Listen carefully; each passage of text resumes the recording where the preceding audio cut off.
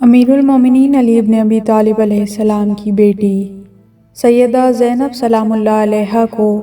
بچپن ہی سے امام حسین علیہ السلام سے اتنی محبت اور الفت تھی کہ ایک رات بھی بغیر بھائی حسین کے سکون نہیں ملتا تھا، جس کی دلیل حضرت علی علیہ السلام کا جناب عبداللہ ابن جعفر سے شادی کی پیشکش کے موقع پر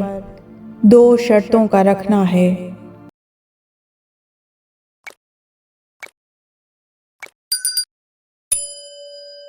ان دونوں شرطوں کو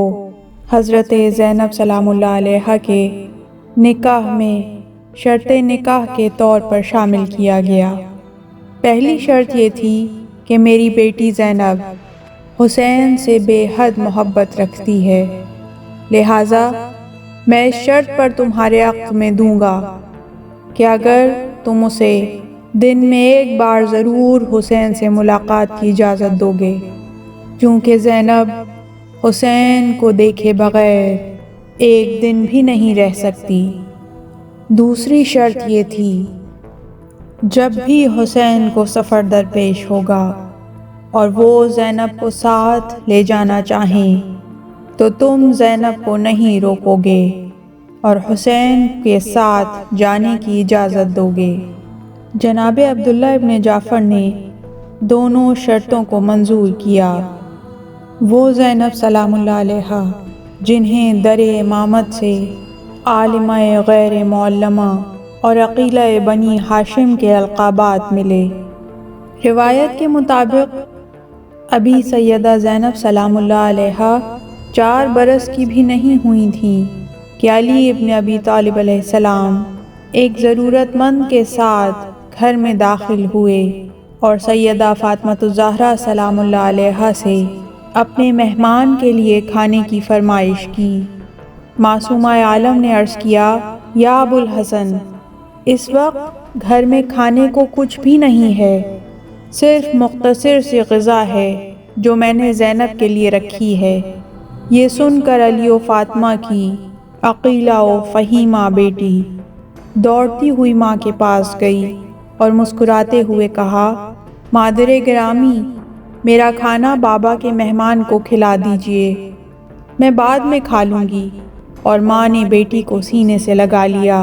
اور باپ کی آنکھوں میں مسرت اور فرحت کی کرنیں بکھر گئیں، اور مولا علی نے فرمایا،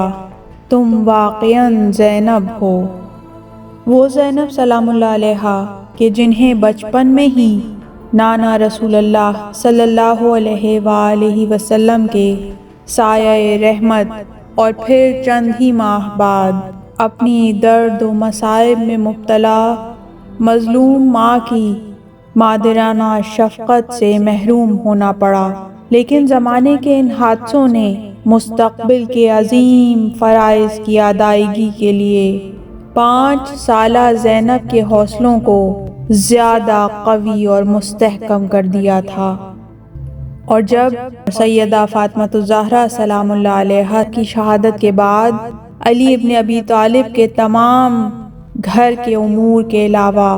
خواتین اسلام کی تہذیب و تربیت کی ذمہ داریوں کو اس طرح اپنے کاندھوں پر سنبھال لیا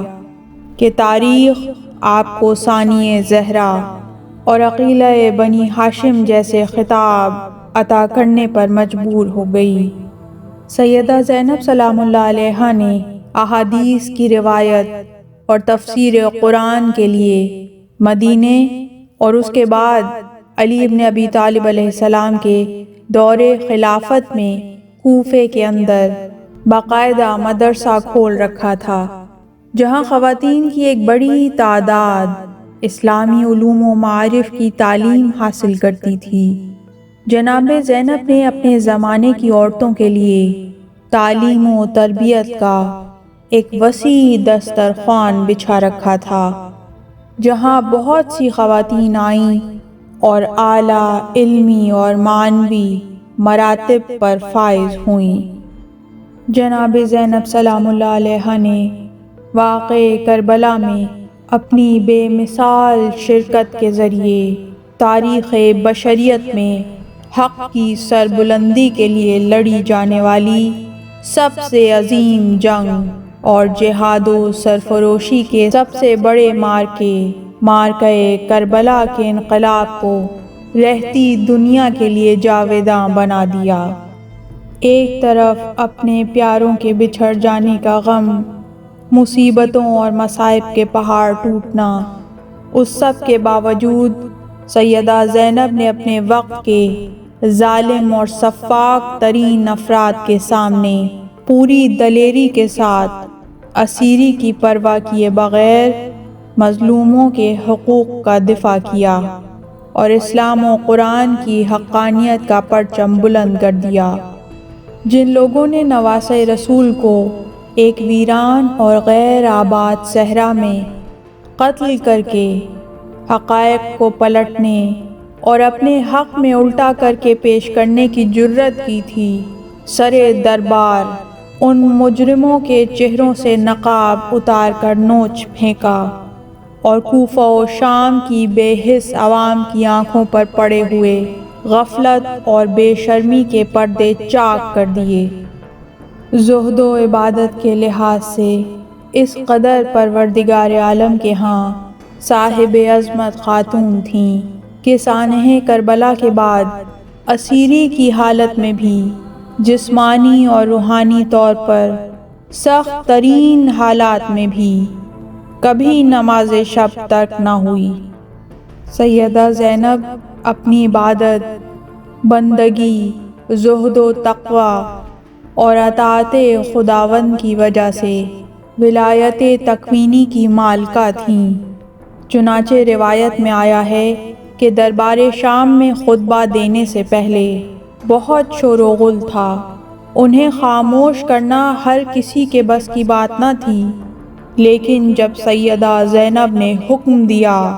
کہ خاموش ہو جاؤ تو لوگوں کے سینوں میں سانسیں رک کر رہ گئیں اور بات کرنے کی جرت نہ کر سکے۔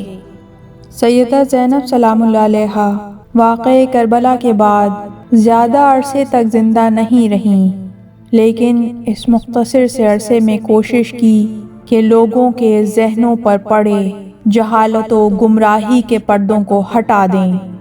اور انہیں غفلت سے نجات دلا دیں۔ ان عظیم و شان خاتون کے حوالے سے ایک سوال یہ ہے کہ ان کی موت کیسے ہوئی؟ سیدہ زینب سلام اللہ علیہا کی موت کی اصل وجہ پوری طرح واضح نہیں ہے۔ بعض روایات کے مطابق آپ شدید علیل ہو گئی تھیں اور بیماری کی وجہ سے قدرتی طور پر آپ کی رحلت ہوئی۔ یہ امکان فطری معلوم ہوتا ہے کیونکہ آقا زادی نے اتنی تکالیف اور مصائب دیکھے اور اپنے عزیز بھائی اور قریب ترین عزیز و اقربا کی شہادت کے بعد آپ پر ان تکالیف اور مصائب کا اثر انداز ہونا فطری ہے۔ بعض دیگر تحریروں کے مطابق حضرت زینب سلام اللہ علیہا کو یزید کے کارندوں نے زہر دے کر شہید کر دیا تھا۔